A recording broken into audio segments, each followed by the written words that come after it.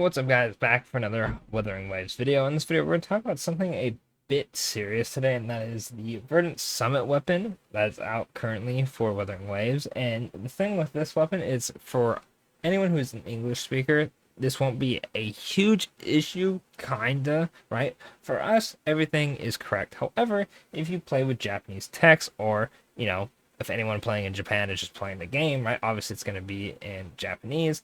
You would have this error here. So this was found out this morning. I was a bit late because I have another channel, Starro, update, new character, all that good stuff, right? But due to a serious translation error, JIYANS' signature weapon effect is written as each time an intro skill or resonance skill instead of each time an intro skill or resonance liberation. This is hella bad because instead of working how you think it would, which is, resonance liberation and intro skill, people are like, oh, if I skill or intro skill, then I get the heavy attack damage bonus. When in fact, you wouldn't. You would have to ult, which there's a big difference between using a skill that refreshes every 5, 10, whatever seconds, right? Versus a ultimate you have to get the whole energy for. Now, this isn't going to change it being the best for GN, but for those of you who like Calcharo and summon for it, a bit different, right? Now, the reason I bring up that is because this weapon is still good for Calcharo.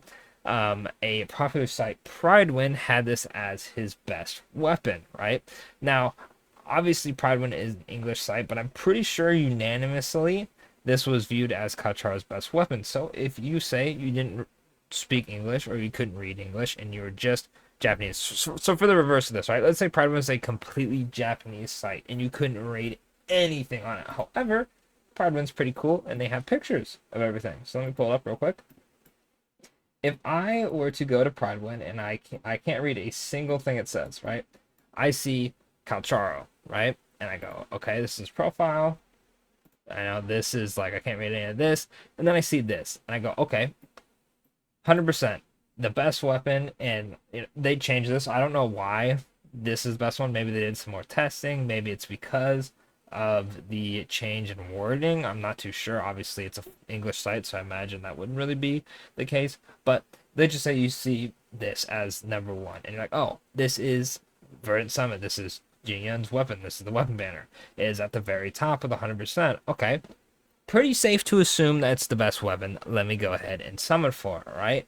Now, obviously we can read up why, but if you only speak Japanese or you saw a lot of the sites and you're like, okay, this is the best weapon or this is number one, you would probably summon for it, and then turns out it doesn't do what you think it does.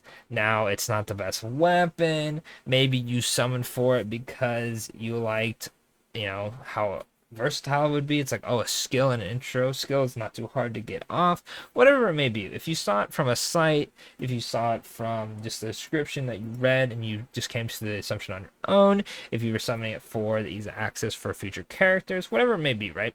You summoned for it and now it doesn't do what it was intended to do, and now you're like, oh, well, ulting is a bit harder to get off than a skill, so I don't like it too much anymore. That's false advertising, and now you're just out money for no reason, right?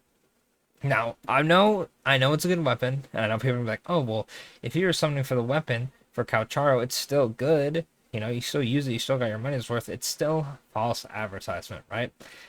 If this was let's say Yinlin, and she buffs electro damage or electric damage, right?